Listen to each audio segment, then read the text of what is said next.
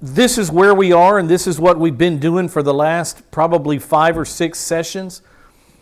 We've been talking about Jesus Christ and His ministry and all the wonderful ways that Jesus ministered to outcasts and women and people that some would think are undeserving, underprivileged, that Jesus in His ministry went right for those people in His great love and compassion for mankind. But I wanted to back up from that, and we've been doing this for 5 or 6 sessions now, talking about the difficulty. I say difficulty carefully because God has no difficulty doing anything. By the difficulty in bringing the seed of the woman to earth, what I mean is that Satan tried to stop God all the time.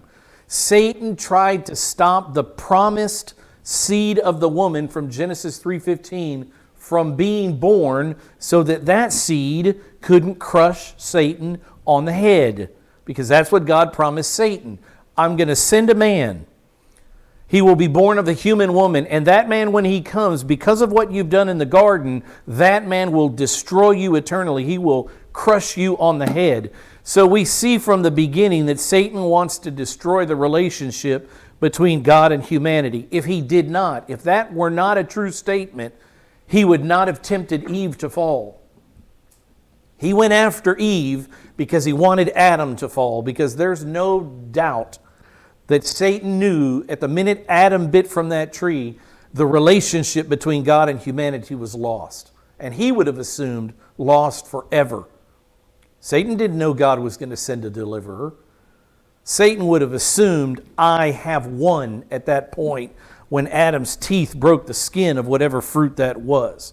So Satan wants to destroy the relationship between God and humanity. So what does God do? Because Satan does that, He promises Satan that He would send someone to earth born of a human woman who would crush Satan's head for Satan's part in causing man to sin and separating God from humanity. There's a consequence to what Satan has done. So Satan tries then to destroy the seed of the woman. The promise is the seed of the woman will crush you on your head. You will crush him on the heel, you will bruise him on the heel, but he will crush you on the head. So what does Satan do? He tries to stop that from occurring. Satan tries to destroy the seed of the woman, which is carried in the sons of Israel. He doesn't know that until later when God calls Abraham out of Ur of the Chaldees. But then it becomes very clear as God starts narrowing who He's going to send this seed through. We know it's carried through Abraham, and then we know it's carried through Isaac, not Ishmael. And then we know it's carried through Jacob, not Esau. And then we know it's carried from, Jacob had 12 sons, it's carried through Judah, his son, his 4th son, Judah, not any of the other 12 sons. So God continues in the Bible narrowing down who exactly the woman would be that would bear this child, this Messiah, this promised deliverer, and Satan wants to stop it at all costs. Because when that guy shows up on earth, Satan knows his days are numbered. So he tries to destroy it. That's what we've been looking at, different ways that Satan has entered into humanity, entered into our history, and tried to stop things. We're going to look at another way tonight. Satan attacks Israel, and specifically Jewish males. And we're going to see that tonight. Satan attacks Israel, trying to stop the seed of the woman. Now we're backing all the way up into Old Testament times. We know Jesus has come. But Satan has tried to stop it for a few thousand years before Jesus got here. And we'll see God, as we have seen, God preserves the seed promise by preserving Israel. If God were to allow Satan to win, if Satan could somehow destroy Israel, wipe them off the planet, then Satan wins, because eternal promises God made to Satan will be null and void.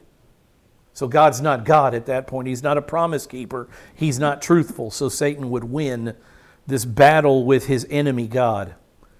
And what we are seeing here then is a battle between God and Satan. God bringing the seed of the woman to earth like He promised He would. It will not stop. No one could stop Him. Satan couldn't stop Him, but he sure wanted to.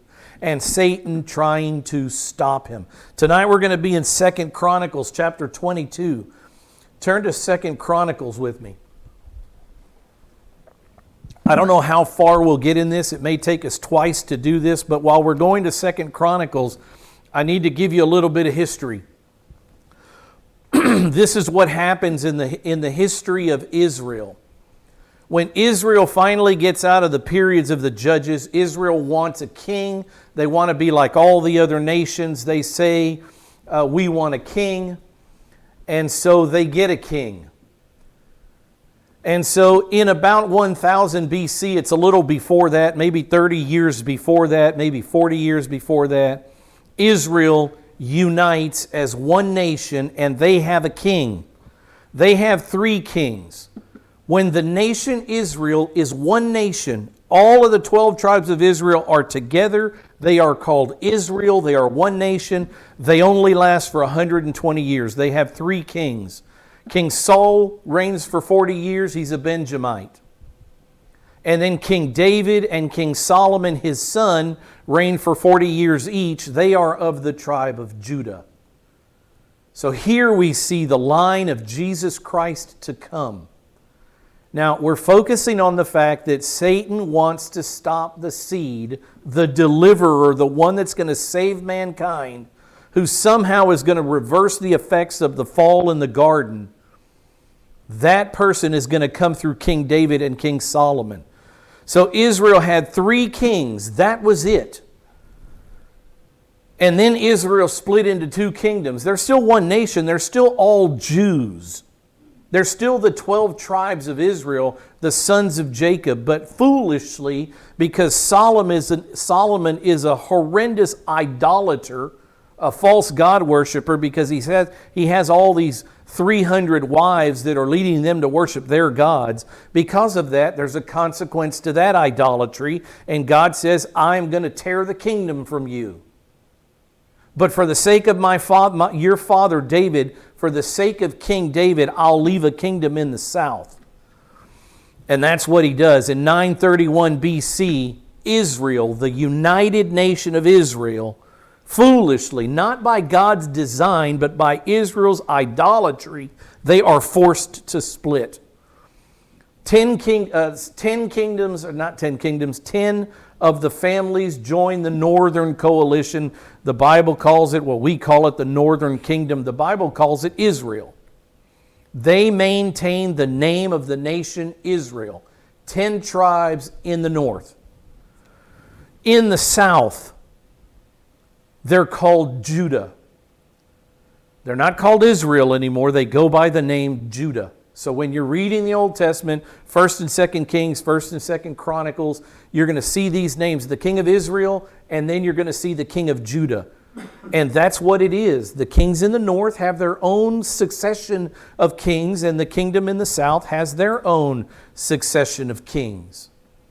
1st and 2nd Kings and 1st and 2nd Chronicles can be just horribly confusing because of this. If you don't have in your mind the idea that Israel has broken up into 2 parts, and so each part has their own king. It's from the southern kingdom. This is an important fact. It's from the southern kingdom that King David and King Solomon and the line of Jesus Christ go through. The northern kingdom, for all their time from 931 BC until 722, so what is that, 210 years or so? They never had a good king. They never had a single king who bowed the knee to Yahweh, the God of Abraham, Isaac, and Jacob. Not one single God-fearing, God-worshiping, Mosaic law-keeping king. Not one.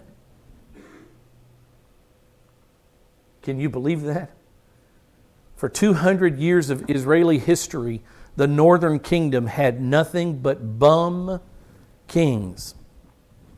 The southern kingdom didn't do much better. They probably had 4 kings that were outstanding. Among them, Hezekiah, Josiah, Asa, Jehoshaphat, good kings.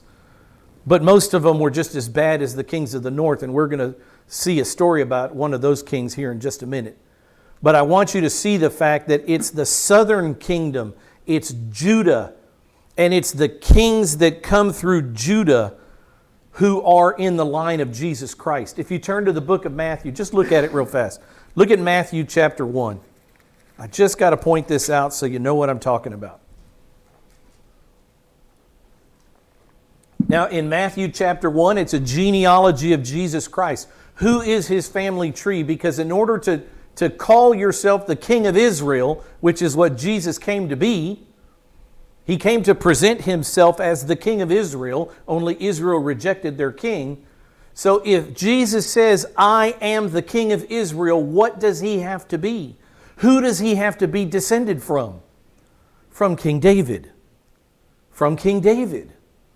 And so that's what the genealogy in Matthew chapter 1 and also in Luke chapter 4, there's a separate genealogy, but that's what these genealogies are proving. Matthew says the king is here. The Jewish king is here. Let me prove it. And so Matthew starts with the genealogy. Jesus of Nazareth is in the line of David. He has royal blood. He's qualified to be the king. And look at what it says in verse 4. Is that 4? No, that's a 6. This is the line of Jesus' ancestors. Jesse begot David the king. So there we start. The second king of Israel is David, and that's the line of Jesus Christ. It says David begot Solomon. By her who had been born the wife of Uriah, Solomon begot Rehoboam. And if you go to 1 Kings and you start reading names in 1 Kings and 2 Kings, you're going to see all these names. These are the kings of the southern kingdom of Judah.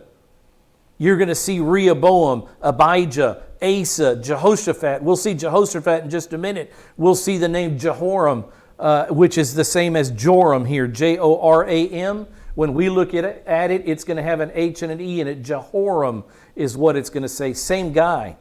But these are the kings that you read about in 1 and 2 Kings.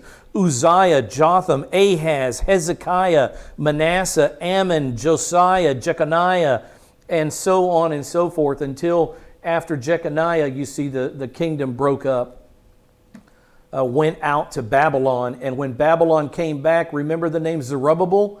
Zerubbabel, who came back to rebuild the temple, look what it says in verse 12. After they were brought to Babylon, Jeconiah begot Shealtiel, Shealtiel begot Zerubbabel. Zerubbabel's the one that went back to Israel to rebuild the temple. This is the Davidic line. And what we're seeing in 1 Kings is the southern king, or 2 Chronicles, what we're seeing in 2 Chronicles is the southern kingdom's line. Both the north and the south have a king that's represented here, but the focus of the story is on the southern kingdom, the direct line of Jesus. I'm telling you that because I started this all to say Satan wants to stop the seed from coming. It doesn't matter what he does in the north. It doesn't matter what he does in Israel in the north. What matters is what he does in Judah, because that's where that line of the seed, that germination, whatever you call it, that sperma, that zera, that seed that's flowing through humanity, it's going to come through Judah. It's going to come through King David. It's going to come through King Solomon and his brother Nathan. So we see that in 2 Chronicles chapter 21, verse 1. This is where we start. We got to pick up a little bit of the story, see who the good kings and the bad kings are. It's thinking cap night, man. I hate to do this to you at almost 7 o'clock, but give me all you got. Give me all you got. 2 Chronicles chapter 21, verse 1. Jehoshaphat slept with his fathers. We just read that name, Jehoshaphat. He was a good king in the southern kingdom of Judah. Jehoshaphat died. He slept with his fathers. He was buried with his fathers in the city of David. You get all these clues that it's the southern kingdom. The city of David is Jerusalem. So he died. He was buried in the city of David, and his son Jehoram became king in his place. Jehoram is the man we just saw in Matthew 1 called Joram. Now, I don't know why.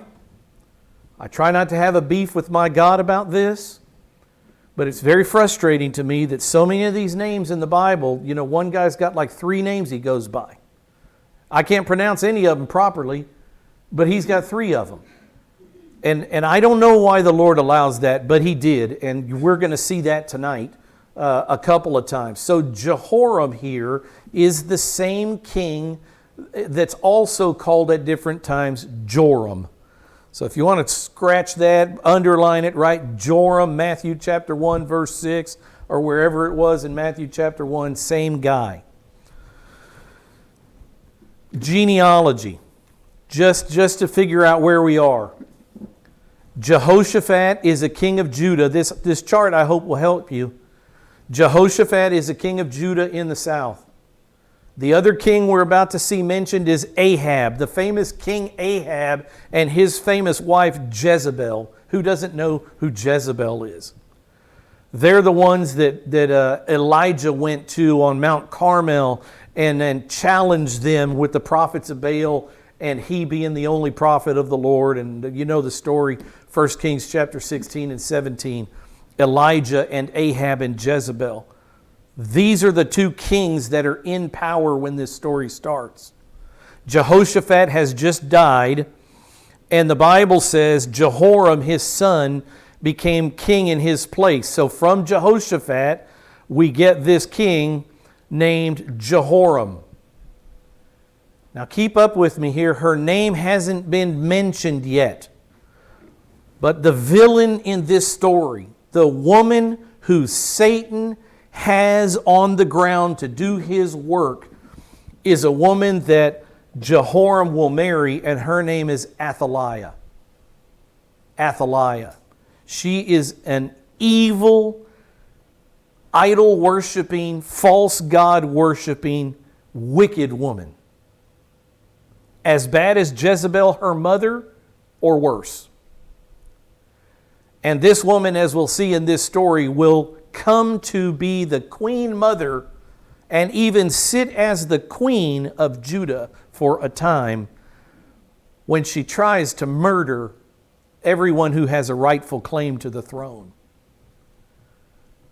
I'm telling you, you don't read Satan. You don't read Satan's name in 2 Samuel chapter 21 or 22 or 23. I guarantee you he was on the scene. Big time. And Athaliah was his girl for the work. Ahab and Jezebel, the king of Israel is Ahab. The king of the south, Judah, is Jehoshaphat. They each have a child. These two children marry. One of the worst marriages in the Bible, the day Jehoram asked Athaliah to marry her. Or maybe she asked him to marry her. Who knows? Evil, wicked wife. Evil and wicked. Verse 4, look at what it says back in the Bible. Verse 4, chapter 21, Now when Jehoram had taken over the kingdom of his father and made himself secure, he killed all his brothers with the sword and also some of the rulers of Israel. He killed his own brothers so that no one could rise up and lay claim to the throne. I'm the king, and I'm going to kill everybody else that could possibly say they're the king because they're Jehoshaphat's son. I'm going to kill them all. And that's what this madman did. Now remember, when we're talking about madmen, that this man was the great-great-great-great-great-grandfather of Jesus of Nazareth. It's an astounding family tree. You look at your families and sometimes you say, man, my family's crazy. His was worse. His was worse. I guarantee you, his was worse. But yet the Son of Man came through these people. Astounding what God only has us to use. What's He going to use? Jehoram killed all his brothers. Not only that, it says a little bit of fact about Jehoram in verse 5. He was 32 years old when he became king, and he reigned for 8 years in Jerusalem. Verse 6 says, now listen to me, even though he was the king of Judah in the south, he was the southern king. But he lived like the kings of the north, like Ahab, and that's what verse 6 says. Remember the distinctions. He's following the kings of the north, Ahab. And now why would he do that? Because he's married to Ahab's daughter. In verse 6 it says, he walked in the way of the kings of Israel. Remember I told you there wasn't one God-fearing king in Israel? They were all idolaters. He walked in the ways of the kings of Israel, the idolaters, just as the house of Ahab did. And then in parentheses, the translators added these parentheses. Why would he have followed Ahab in Ahab's idolatry? It says, for Ahab's daughter was his wife, and he did evil in the sight of the Lord. Bad marriage. Athaliah, that is Ahab's daughter who's been introduced here. So again, the genealogy, just for a minute, we see that this Jehoram is the king that killed all his brothers, and now he is connected to Ahab and Jezebel's daughter, Athaliah. They're married now. So the kings of the south and the kings of the north have had this marriage that brings the kingdom at least together in their bedroom. What a disaster. Keep reading the story.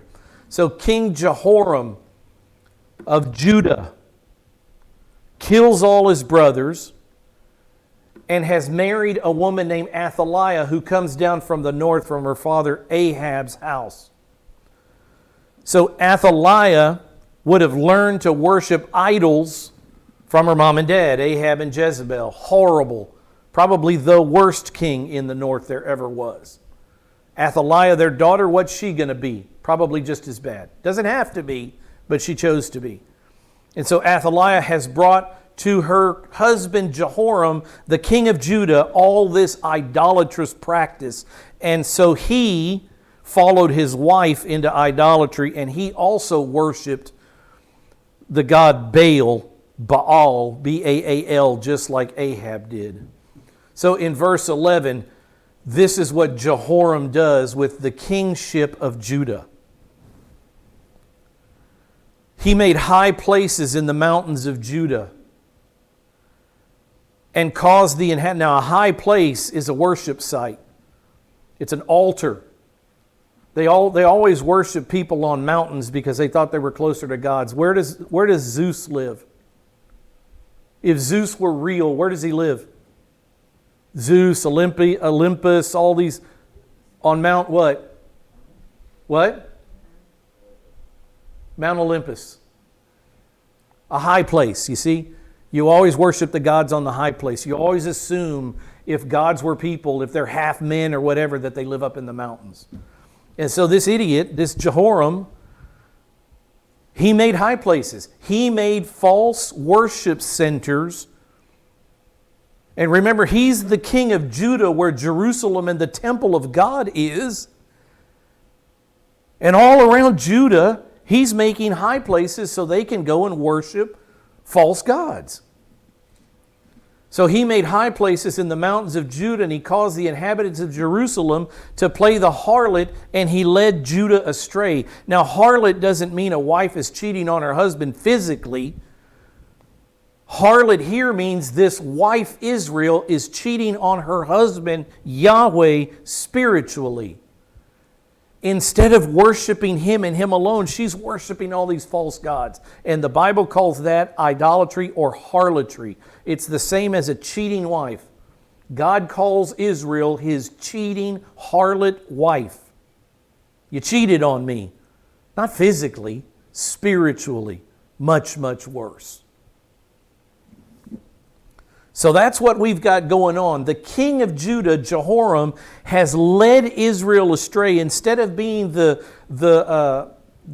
example for Israel or for Judah, instead of being the example that he could have been, he's the negative example, leading the entire southern kingdom into idolatry. God is not silent about idolatry. He doesn't let this garbage fly. There are consequences to every sin, and this one is no exception. Look what he said. Look what God does in verse 12. Now, Elijah, I just want to get out of the book with me, please. Listen to me again.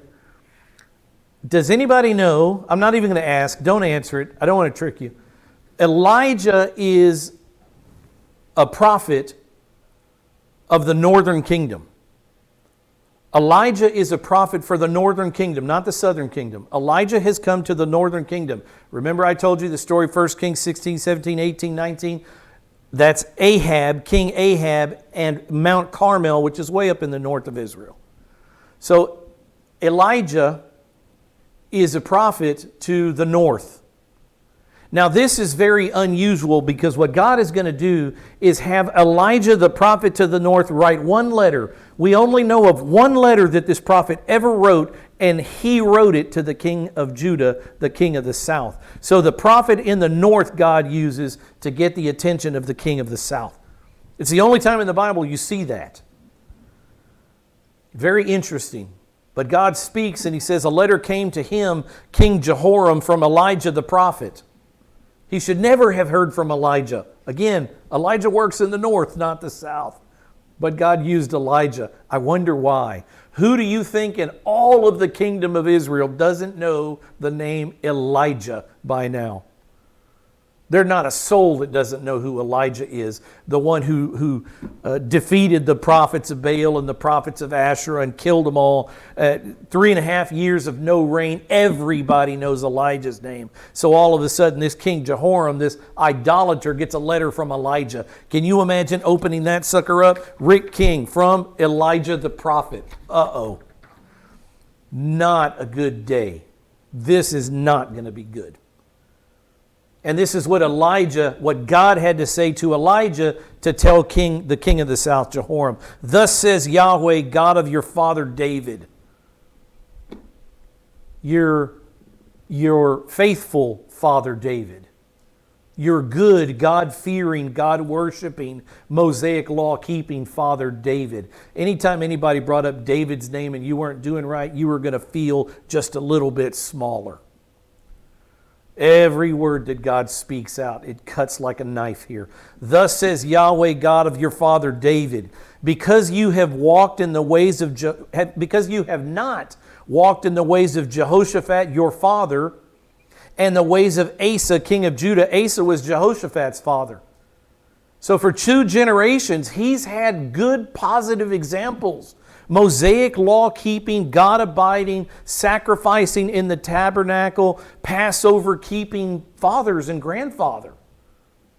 You should have followed them, but you married this wrong woman and you're following her father and his bad ways because you have not walked in the ways of Jehoshaphat, your father, and the ways of Asa, king of Judah, but have instead walked in the way of the kings of Israel, who were all bad, and have caused Judah and the inhabitants of Jerusalem to play the harlot as the house of Ahab played the harlot. Because of all that, and also because you have also killed your brothers, your own family, who were better than you. I mean, he's pulling out all the stops, isn't he? And you can see this man getting smaller and smaller, but I don't know the pride of a man steeped in sin. Maybe he just burled up and said, I can take him on. I don't know what his response was. Oh, I want to show you a psalm. What's going on here? What's the problem in Israel? What's the problem with these kings? It all goes back to the book of Joshua that we're studying first hour Sunday morning. Remember what God told them to do in the book of Deuteronomy through Moses? When you go into the land, kill what? Everything that breathes. Everything that breathes. Man, woman, child, animal, all of it. If it has breath in it, slay it with the sword. Cleanse the land of Canaan. We're starting new. We're starting fresh. Cleanse it, all of it. But look, in a history in Psalm 106, which is a wonderful history of Israel, what does it say? They did not destroy the peoples as the Lord commanded them.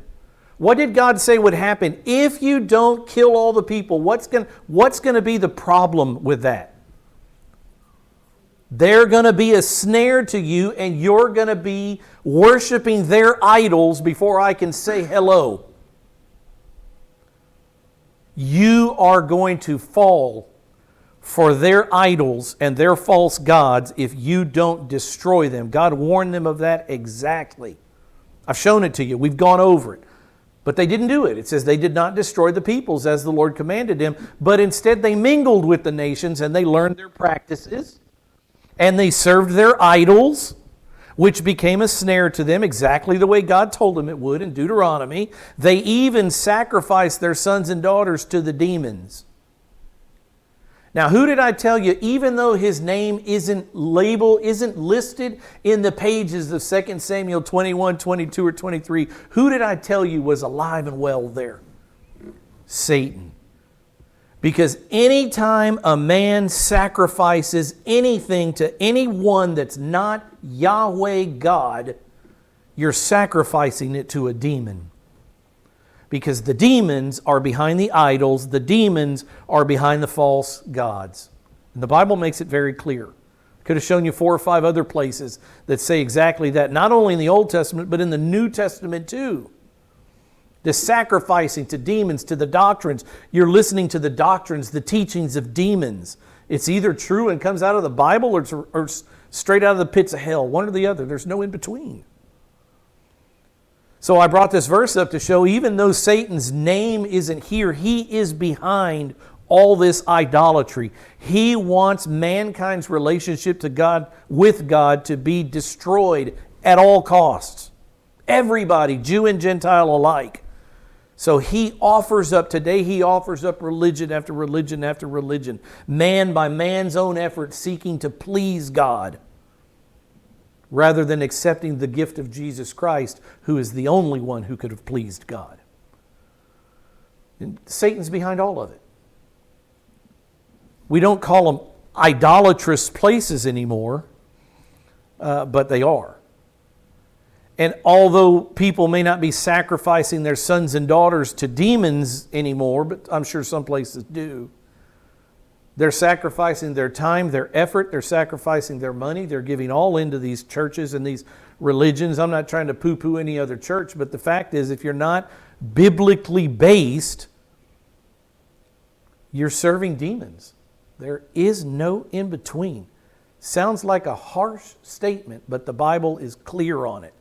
You're learning the teachings of the devil and his demons, his world system. That's not what God wants for his people. So what does God say in verse 14? He continues on. There's a consequence for this. You have caused Jerusalem to worship false gods instead of being the example and worshiping me, because they would have followed. People want to follow a strong leader. But you weren't a strong biblical leader and you led them astray. Because of that, in verse 14, the Lord is going to strike your people. Going to strike your sons, your wives, and all your possessions with the great calamity, and you will suffer severe sickness, a disease of the bowels. Maybe Rob could tell us what that is. Nobody's been able to. What exactly it is, we don't know. But a severe sickness God's going to cause on the family of Jehoram, a disease of the bowels until your bowels come out because of the sickness day by day. So little by little there's this inflammation, and the bowels are coming out of the body. I wonder where they came from. I wonder where they poke out. The Lord stirred up, now for all of Israel, for all of Judah, because they were all idolaters under this king. Not all of them. Let me say one thing. There's always a remnant. There's always a godly remnant suffering alongside their brothers who are fools and idolaters. There is always, in every page of the Bible, this godly remnant who are worshiping God properly. But the bulk of the people caused Israel to be, or Judah to be punished by God. The Lord stirred up against Jehoram the spirit of the Philistines and the Arabs who bordered the Ethiopians. So God says, no, not only am I going to bring this wasting disease on your people, but I'm also going to bring foreign enemies into Judah to destroy you.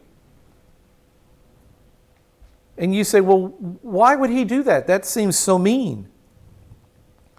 Listen, God wanted these people to be at rest. God wanted them to obey the Mosaic law. God wanted them to worship Him properly. God told them, if you worship me, go back to Deuteronomy chapter 28, everything will be perfect. Everybody in the world will come to you and want what you have. They'll want a relationship with me because of everything I'm doing for you, because you're obedient to me. So anytime God pulls out the sword in the Old Testament, men caused this, not God. This isn't what he wanted. This is what he had to do to try to get Israel to come back to him, to try to get Judah to understand they were worshiping false idols, to get them to turn back to worship him. That's always why he spanks, for restoration of relationship. So the Lord's going to stir up enemies, the Philistines and the Arabs, and they came against Judah and they invaded it, and they carried away all the possessions found in the king's house, together with his sons. Wait a minute. Who are the king's sons? One of those is the great-great-great-great-great-grandfather of Jesus of Nazareth. And look how close Satan gets here. Look how close Satan gets to destroying Judah, to destroying the royal family of Judah.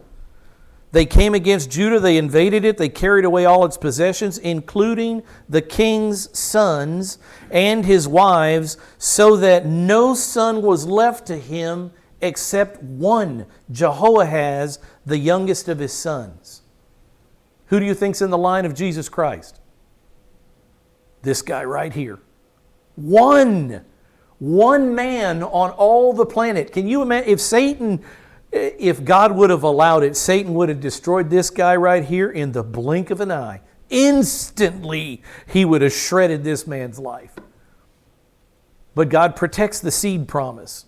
God won't let Satan near the seed promise. He'll let him near, but he won't let him destroy it. Because God's a promise keeper. You imagine the fury of Satan not being able to attack this kid and kill him? Jehoahaz. In verse 13, going back up, we saw that he killed his brothers, and the Lord was upset about that. Jehoram, Jehoahaz's father, murdered all his brothers. So now God is going to punish fairly Jehoram's sons. You killed all your brothers, that's murderer. There's a cost to pay for that. And what's the cost that God brings in? It's a fair punishment. You took my sons, I'll take yours. You took the brothers, I'll take your kids. It's brutal, but it's fair. He's perfectly just. We always want to say God is perfect love. He's also perfect justice. He's perfect righteousness, but He's also perfect justice. And there has to be a penalty levied. He's no one's sucker. So Jehoahaz is the only boy that's left, because God is going to allow the Arabs to kill every other son of the king of Judah. God is going to punish Israel, but He's going to keep the seed promise alive. Go back to this screen again. We know the players, Jehoram and Ahaziah, are the mother and father of a man named Jehoahaz. We just found that out. He's the youngest son. He's the youngest son of these two people, Jehoahaz is. Now, this is a problem for me, but it's what the Bible says. Jehoahaz is also called Ahaziah in the next chapter. Scratch your heads all you want. But Jehoahaz, the youngest son of Jehoram, is also Ahaziah in the next chapter in verse 1. So you got to know that. Write it in your Bibles. Circle them. Put an arrow between the two. Same guy. The youngest son. So another slide just to get you up to speed there. Jehoahaz is mentioned in 2 Chronicles 21:17 as the youngest son of Jehoram. And then in 2 Chronicles 22 verse 1, his name is changed. Why does God do that? I don't know. I don't know. Ryrie agrees. What does Charles Ryrie say?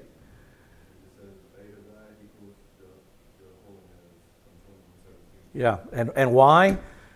Lord, the names are hard enough. He says, just think through it. Come on. I gave you minds to think. Just think. Don't get out of the story. Don't lose heart. Just think and let's move on. Oh, Lord. A lot of questions for him one day. 2 Chronicles chapter 22. Now we know what's going on. Jehoahaz, going back to the slide here, is the son of Jehoram, and his brothers are all killed. God has the Arab invaders, the Arab nations that are coming against Judah. God lets them kill Jehoahaz's sons because that's what God wants. You took mine, I'll take yours. He's a fair God. He's a fair God. We're going to see another name here in just a minute. I'm going to introduce her now. Her name is Jehoshaphat. She is Jehoahaz or Ahaziah's sister. So if Athaliah is Satan's woman on the ground, Jehoshaphat or Jehoshabah, sometimes after the B there's just an A, not the E-A-T-H. Why? Just write it down and move on. She is the hero of this story. A woman that's a villain, a woman that's a hero. I love when God writes stories like this. Can't make this stuff up. She is Ahaziah. I'm going to start calling him Ahaziah because that's what the Bible starts to call him. She is Ahaziah's sister, and she's watching everything that's going on. And she's about to save the day, because look what happens. Then the inhabitants of Jerusalem, because Jehoram is gone, the inhabitants of Jerusalem made Ahaziah, his youngest son, king in his place. For the band of men who came with the Arabs to the camp had killed or slain all of the older sons. There is one possible king of Judah alive on earth at this time, and his name is Ahaziah or Jehoahaz. There's not another man on earth that could take the throne of David. How close did Satan get? He's down to one man on earth through whom the seed of the woman could possibly come, if only God would have let him put his hands around his neck. But he wouldn't. So Ahaziah, the son of Jehoram, king of Judah, began to reign. Ahaziah was 22 years old when he became king. A couple of facts. He reigned 1 year in Jerusalem because he was horrible. And his mother's name was Athaliah, the granddaughter of Omri. Now, why doesn't it say the daughter of Ahab instead of the granddaughter of Omri? I don't know. But Omri was Ahab's father. He was the king of Israel before Ahab. So it's everything that's on the board there on that blue and yellow screen is exactly what this verse just said. He's the youngest son. He's Athaliah is his mother. And in verse 3 it says, he also walked in the ways of the house of Ahab. Is that good or bad? That's bad. Ahab was the worst king Israel ever had. Got to be a special little compartment in hell for him. Until you read the end of the story and then you think, did God let him back in? Did this man believe in the Lord before he died? Very interesting end to Ahab's life. I'll leave that up to the Lord. He's a very merciful God. Thank God he's a merciful God. But it says, Ahaziah walked in the ways of the house of Ahab. So even though he's the king of Judah in the south, he's following in the footsteps of the idolatrous kings of the north. For his mother, why did he do that? Who was his influence? His mother was his counselor to do wickedly. Athaliah, Satan's woman on the ground. He did evil in the sight of the Lord like the house of Ahab, for they were his counselors after the death of his father to his destruction. You got to pick your friends and your counselors carefully. And this guy was a disaster. I wish we could keep going. I'm just now starting to catch a little bit of a stride here. I love this story. But we'll stop. You can read ahead. We'll pick it up next time. Father, thank you for the time you give us to look into the Word.